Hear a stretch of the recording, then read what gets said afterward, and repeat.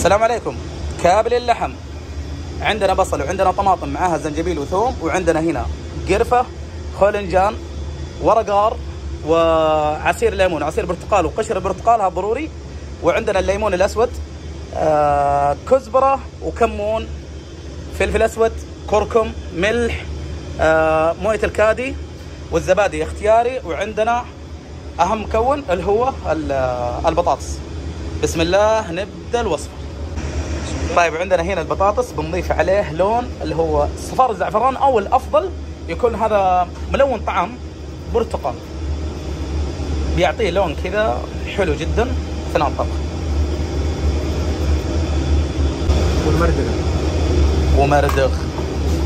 ومردغ أنا لو مسكت بيدي رحت فيها.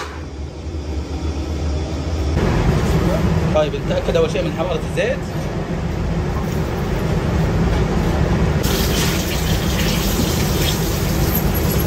ونضيف البصل،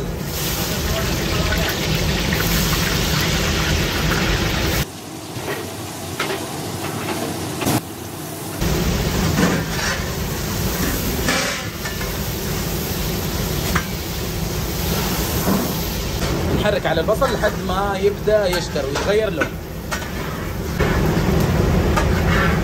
باقي شوية على البصل ويشتر إن شاء الله. والآن نضيف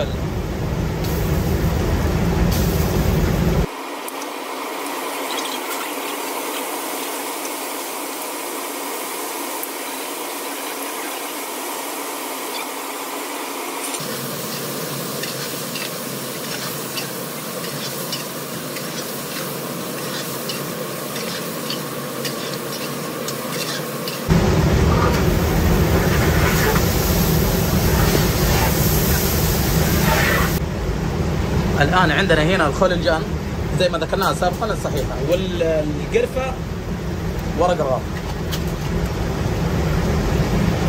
الليمون الأسود، ونحرك. بعد ما ضفنا البهارات الصحيحة يعني غير مطحونة.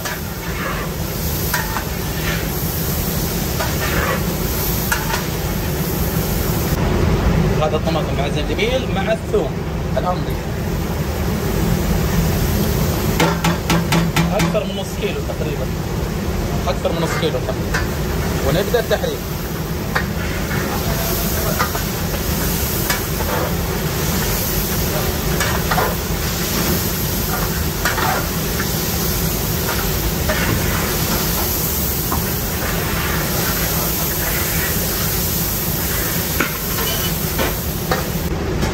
برتقال، هذا قشر برتقال ضروري، ثنتين هي، وهذا عصير برتقال، وهنا عصير الليمون، الكزبرة والكمون، وهنا الفلفل الأسود، كركم، ونخلط المكونات.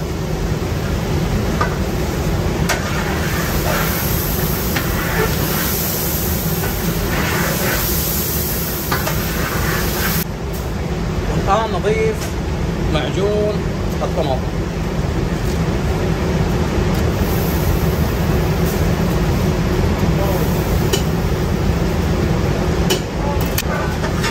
ونحرك.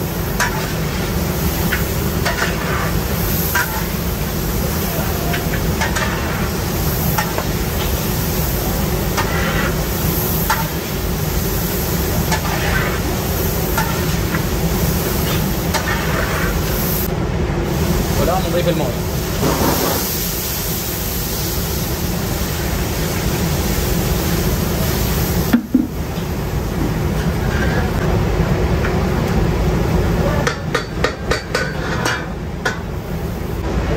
ونغطي لحد ما يستوي اللحم. بسم الله. الآن نفك ونشوف اللحم بعد ما استوى.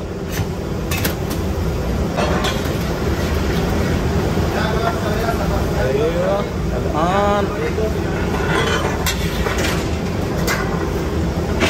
ما شاء الله ما شاء الله.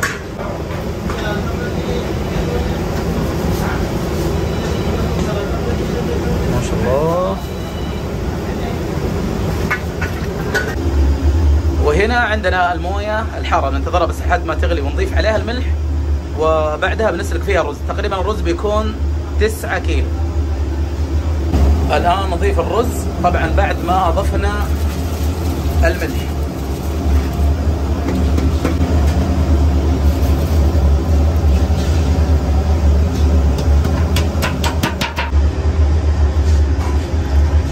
طبعا هذا رز البشاور بس نصف السوا، شويات وندخل الرز. الان بعد ما استوى اللحم ونبدا نحرك قبل ما نضيف الرز المشحون المطبوخ نصف السوا. باقي نضيف بعض الاضافات.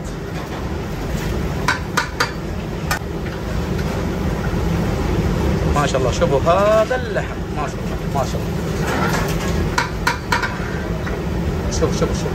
شوف اللي طلع هنا وهنا ما شاء الله. طبعا بتشوفوا زيت كثير بس وقت الغرف بيكون اسفل القدر. طبعا ممكن تشوفوا القدر او اللحم قليل بس بالحقيقه القدر هذا كبير، هذا ممكن ياخذ 4 ذبايح بالراحه واكثر. طبعا حطينا الزبادي والان بنضيف عليها مويه شويه وبعدها بتشوفون الطريقه. شوفوا هذا البطاطس اللي ضفنا عليه صفار البرتقال، والان هنا نضيف المويه.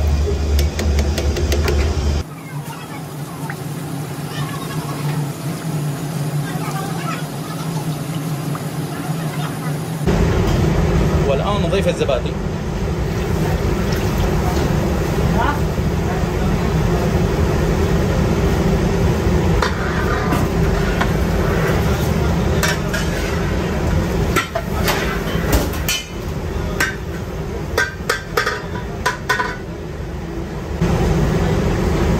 نضيف البطاطس.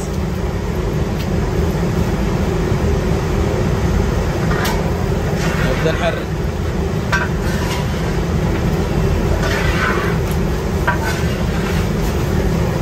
البطاطس لازم ينضاف قبل الرز عشان ما ينهرس.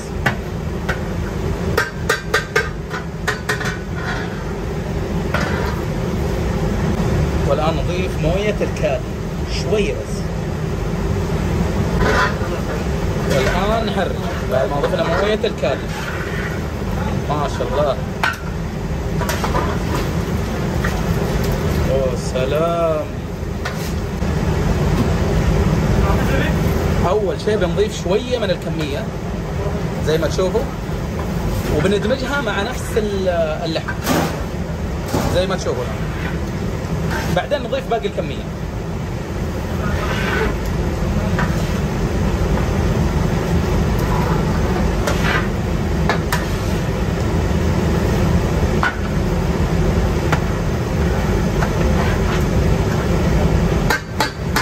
الآن نكمل باقي كمية الرز، وزي ما قلنا لكم رز بشاور ومشخول مطبوخ نصف السوا. الآن اللي بقي من موية الكادي ضفنا معاه ملون، وهذه الكمية كافية لكل الطبخة. بنضيف شوية موية عشان الترطيب. الآن بنغطي وممكن ياخذ معانا تقريبا ساعة لحد ما يستوي على نار هادئة جدا.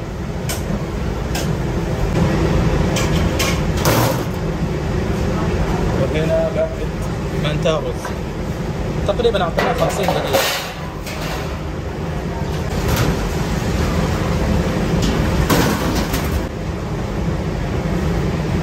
طيب وبسم الله بدأنا.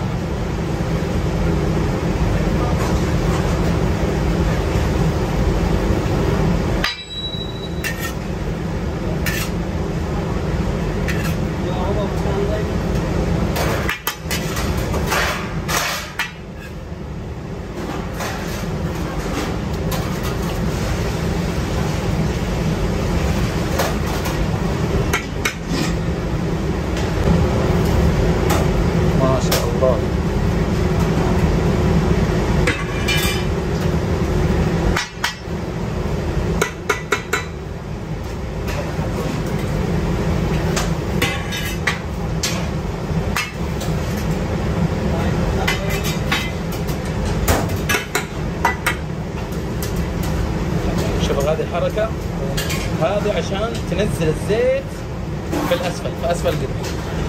شايفين هذه الحركة؟ هذه تنزل الزيت كامل، لو الأكلة فيها زيت ينزل من أسفل القدر.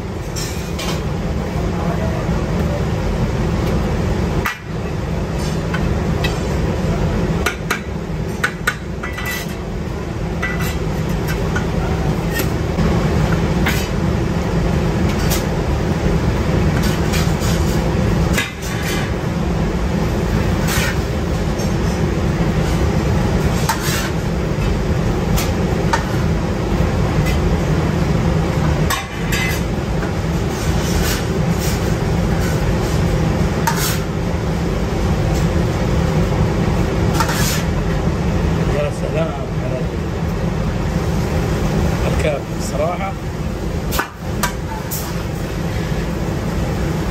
ما شاء الله.